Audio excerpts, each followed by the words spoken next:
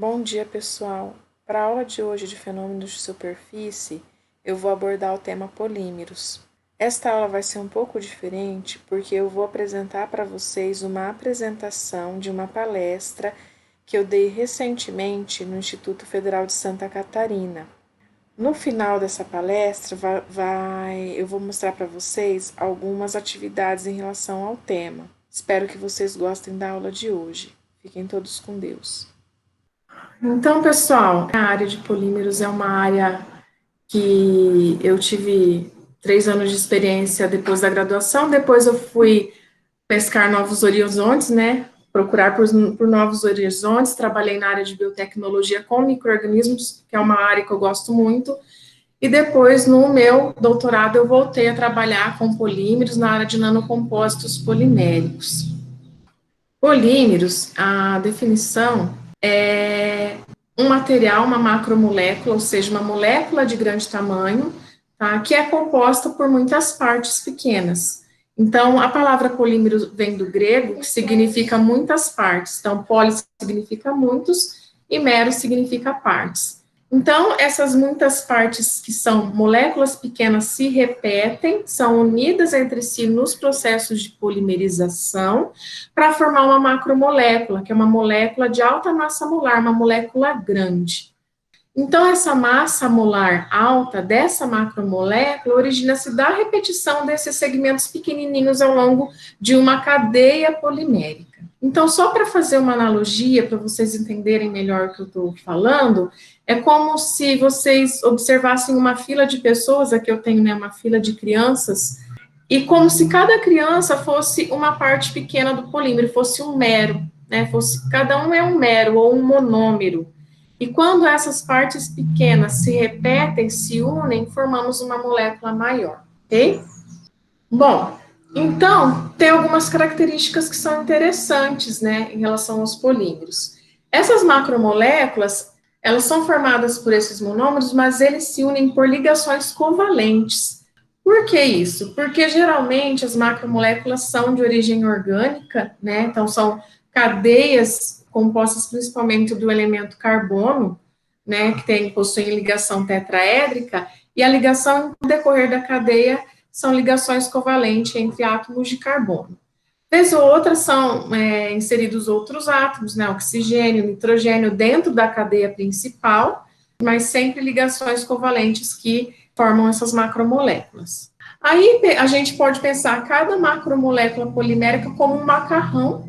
Então, quando nós temos muitos macarrões, eles podem se entrelaçar, né? Então, essas cadeias de polímeros podem se entrelaçar entre si. E entre as cadeias, diferentes cadeias ou diferentes macarrões, a gente pode ter outros tipos de interações secundárias. A ligação covalente, então, seria uma ligação primária na cadeia principal, e as ligações secundárias entre duas macromoléculas diferentes seria do tipo de Van der Waals, por exemplo, né? Que são ligações mais fracas. Então, é só a analogia que eu tinha feito, né, de cada criança, então, ser um monômero, né, e todos unidos darem a origem, então, ao polímero. Tá? Então, forma uma macromolécula, né, uma molécula de grande tamanho, de alta massa molar. Ok, então, as ligações, né, entre elas são ligações covalentes entre os monômeros, mas entre as macromoléculas nós temos ligações secundárias, né, de intensidade menor, como as forças de Van der Waals. Em geral, a macromolécula como um todo, ela é eletricamente neutra, então, né, não conduz corrente elétrica, então os polímeros, eles são isolantes. No entanto, na prática, a gente consegue observar alguns fenômenos, né, por exemplo, quando a gente está com uma blusa de lã, né, que é feita a lã é um material polimérico natural, a gente observa que pode carregar eletricidade, a experiência de quando tirar uma blusa de lã, às vezes ver faísca ou escutar um estalo, né, devido à eletricidade estática que pode se carregar em materiais poliméricos, tá? Então, tem até alguns grupos de pesquisadores, na Unicamp, por exemplo, tem um grupo bastante forte que estuda apenas a parte de carregamento eletrostático em materiais poliméricos, por exemplo, tá? Um dos campos de atuação atuais que tem ajudado a explicar alguns fenômenos até então desconhecidos, ok? Então, eles são obtidos, né, por reações de polimerização. Então, existem diferentes tipos de reações. Hoje não vai ter como apresentar isso, porque a cinética de reação ela é um pouco mais elaborada, né, mas tem a polimerização em adição, polimerização por condensação, tá? Alguns exemplos, por exemplo, e assim por diante. Bom, então aqui eu só destaquei, né, em rosa, macromoléculas, né, porque eu queria fazer as seguintes perguntas para vocês, né? Então, a primeira pergunta, vocês acham que todo polímero ele é uma macromolécula? E a pergunta 2, toda macromolécula é um polímero? Então, para a pergunta 1, realmente, todo polímero é uma macromolécula? Sim, né? Então, como eu estava explicando, né? Como ele é formado de muitas unidades que se repetem, ele acaba sendo uma molécula grande, tá? E a pergunta 2, toda macromolécula é um polímero? Não. Existem outros tipos de macromoléculas que não são, né, poliméricas, tá? Então, um exemplo, né, que eu trouxe aqui é o asfalteno, né, que tem a estrutura modelada aqui em 2 dimensões, é uma molécula bastante grande, tem algumas características, então, regiões fenólicas, né, anéis aromáticos, anéis fechados, mas ela é uma estrutura bastante complexa, não tem um padrão de repetição, né, que se repete sempre monômeros semelhantes, né, é uma molécula grande sim, mas não formada por monômeros, tá, então a solteno é de origem, né, de petróleo, origem sintética, e uma outra macromolécula que eu trouxe de origem natural é a lignina, que tem essa estrutura representada aqui nessa figura, e, como vocês podem ver, também é uma molécula grande, mas que não tem um padrão de repetição fixo. A lignina é uma molécula que se encontra em vegetais, ela é responsável por conferir a rigidez estrutural para os vegetais, então permite que haja uma maior resistência mecânica, resistência física, né, e resistência às intempéries, então ao ataque de micro-organismo, porque ela tem, devido a esses anéis a gente tem uma estrutura que é hidrofóbica, né, que não gosta da água, então a água não consegue penetrar na estrutura desses vegetais, então não causa o apodrecimento, por exemplo.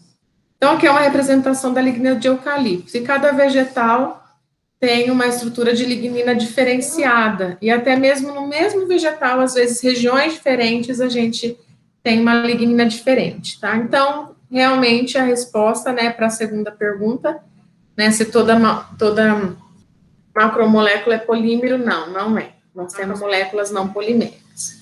Então, aqui esse slide traz um pouco da nomenclatura, né? Então, acho que é até habitual de vocês, sempre a gente vê polietileno, polipropileno, poliestireno. Então, na nomenclatura dos polímeros, a gente usa o prefixo poli com o nome do monômero em seguida.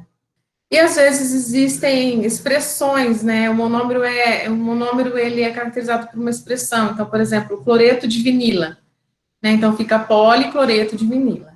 Então, nós temos aqui como exemplo, né, polietileno teraftalato, que é o nosso PET, né, que está aqui na figura 1. O nosso polietileno, que é o PE. Então, aqui na figura representada pelo número 2 e pelo número 4, nós temos 2 tipos de polietileno, que é o polietileno de alta densidade, o HD aqui é em inglês, né, de high, de alta densidade, e o polietileno de baixa densidade. Nós vamos ver por que eles mudam, né, muda a densidade desses polímeros, né, e daí nós temos, então, 2 tipos de polietileno, aqui o PVC, que é o policloreto de vinila, né, e poliestireno é o isopor, polipropileno, a gente vai ver alguns exemplos de ação, tá? E os polímeros, eles podem ser classificados como naturais ou sintéticos. Então, aqui eu coloquei algumas figuras de exemplos de polímeros naturais. Então, nós temos o algodão, que é um polímero de celulose, entre 95% e 99% da composição do algodão é celulose. A celulose também, né, é o que compõe o nosso papel de escrita, papel, né, para higiene. Então, o papel é composto também de celulose, e celulose é um polímero. Nós temos o amido, né, que também é um polímero natural, então, o amido de milho, né, o amido de arroz. A borracha natural, né, que é produzida pela seringueira. Então, nós temos aqui um exemplo de aplicação do látex de borracha natural, que é para luvas, para borracha que a gente usa na escola, né, alguns pneus, né, o pneu vulcanizado inicialmente era a base de borracha natural. A quitosana é um polímero que é encontrado nas carapaças de crustáceos, tá? Inclusive até carapaça de barata, existe quitosana. E, na verdade, é a quitina que existe, e através de um processo de desacetilação, a gente consegue dar origem à quitosana, que pode ser usada como medicamento e para produção de biomateriais, por exemplo, curativos, onde a gente consegue incrementar essas membranas de quitosana com algum antibiótico para tratar pele queimada ou algum outro ferimento na pele. Então, tem muitas pesquisas sobre quitosana em relação a isso. A quitosana também, ela ajuda no emagrecimento, ela tem uma estrutura esponjosa que absorve gordura, então muitas pessoas tomam quitosana para quando comer um alimento gorduroso, essa estrutura esponjosa absorver essa gordura, né, e o organismo não absorver isso. As proteínas também são polímeros naturais de aminoácidos, então nós temos, por exemplo, lã, couro, seda, todas são à base de proteínas, tá? E inclusive as enzimas, né, que são um tipo de proteína com capacidade enzimática, né, de acelerar reações químicas. Por exemplo, no nosso organismo nós temos muitas enzimas, o nosso metabolismo, ele é regulado por hormônios e por enzimas que aceleram as reações químicas do nosso corpo. Então, muitas reações que demorariam dezenas de anos ou até séculos para acontecer, graças às enzimas, acontecem em horas e minutos. Tudo isso aqui, né, é algo que nós encontramos também na nossa rotina, a gente já se deparou, não com quitosano, mas com borracha, com amido, com celulose, é tudo muito do nosso dia a dia. Então, aqui nós temos um exemplo de macromolécula polimérica natural, né, que é a celulose. Então, aqui ela, numa estrutura tridimensional, tá? Então, aqui essa figura que eu peguei do material, e eu coloquei assim, que às vezes a gente encontra umas definições meio estranhas, né, na internet, que tá falando que a celulose vem de um amido que vem da sacarose. De fato, né, a celulose, o monômero dela é um disacarídeo, tá? Então, vocês vão ver aqui nesse slide uma estrutura parcial mais correta. Aqui entre esses colchetes, nós temos a estrutura monomérica da celulose. Então, são 2 sacarídeos de glicose. Então, cada um desses é uma glicose, eles estão aqui, né, unidos por uma ligação glicosídica, tá? Então, é um disacarídeo chamado celobiose. Aqui, o látex de borracha natural, nós temos uma estrutura química parcial, então, sempre a estrutura química parcial, né, a gente representa entre colchetes, e dentro desses colchetes a gente tem um monômero representado com esse Nzinho aqui, que é número de vezes que esse monômero se repete ao longo da cadeia, tá? Então, quando tem só esse N, já quer dizer o quê? Que é um polímero, tá? Porque isso aqui está se repetindo várias vezes. E aqui nós temos uma estrutura parcial das proteínas em geral, né? Que são polímeros de aminoácidos, como eu tinha dito anteriormente.